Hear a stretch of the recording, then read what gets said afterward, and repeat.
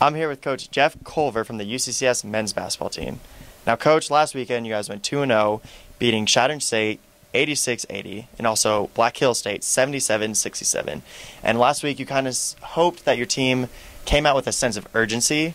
Did you see that from your guys this weekend?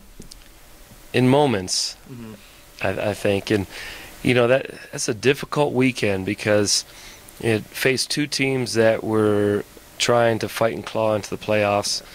And, you know, and we had some weather and so our crowd, you know, was a little bit lower than expected, and it was certainly a setup weekend for us, but against two really competitive teams that came out and competed, you know, and so they gave us ball games, and I'm just happy that we were able to, first of all, get the wins, and secondly, escape without injury, which was great.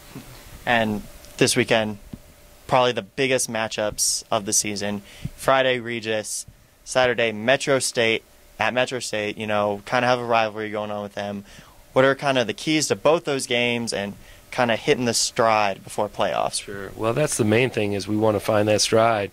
And irregardless of who we're playing this weekend, it's really about us and what tempo we can achieve, and what kind of defensive intensity we can achieve, and we want to mentally be in check to be able to hit next week's playoff run. So, but Friday's going to be a tough matchup. You know, Regis, we can't overlook them at all. They've got capable players. They've got good size, good shooters, great coach who this is last weekend coaching, you know. And so, you know, I'm not sure what kind of crowd they'll get, but, you know, I know that they're excited to pay honor to him and tribute to him as he's on his way out. So it's one of those games that it's more about us right now and what we're trying to do, and hopefully if we handle us, then we'll be able to take care of business on Friday. And then, yeah, certainly Metro State, always a fun team to play against and compete against, and a great place to play at. So much history there with the success they've had over the years. And we're certainly familiar with that gymnasium by this time. We've played in it a number of times, so that should be a really fun game. I know I expect that there will be a really good crowd on hand as well for that one. And for that one, you know, players know it's a big game. Are you just trying to keep your team calm, kind of it's just another game situation? Yeah, I mean, we can't, we're not in a lose and go home scenario yet, you know. We want to build up steam for the playoffs. We want to win every game, but more importantly, we want to play our best, you know, and so that's really going to be our task at hand this weekend, is how hard can we play and how close to playing our best can we get to. Yeah. And, you know, you've been a coach for a while, coaching at Johnson & Wales, now UCCS. You know, do you have any advice for future coaches, and what made you decide to become a coach? Well, it's difficult business to get into. It's a numbers game, just as it is for instance, a high school basketball player trying to play collegiate ball, or a collegiate ball player trying to play pro ball. It's always a numbers game, and there's less jobs out there than there are applicants.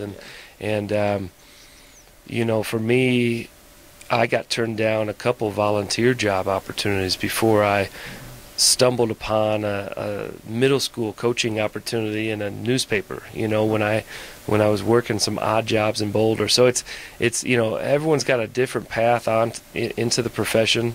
I think more than anything, you got to be willing to work a lot, and you got to be willing to not make a lot of money in the beginning, especially. It's starving artist mentality to get into this business, and those that are passionate about it and work hard enough at it, and get out and meet as many people and talk to as many people as they can in the field, at least will lend themselves more chance at breaking into the business. Yeah, very, very well said. And, you know, do you think coaching, you know, there's every different types of coach, from, you know, Bobby Knight to crazy, and Pat Riley, who's calm and collective. Kind of where do you kind of stand on that level?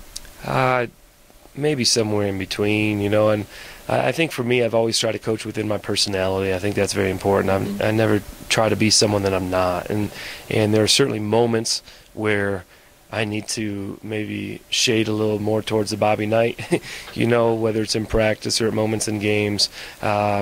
And then there's moments when our guys are taking care of business where I'm able to back off a little bit more. And I also understand that it's a long season. The last thing they need to hear is me yelling at them for the duration of the season. So we try to get some good balance and involve some other voices in practice and try to give a lot of positive encouragement instead of always trying to discipline, the negative.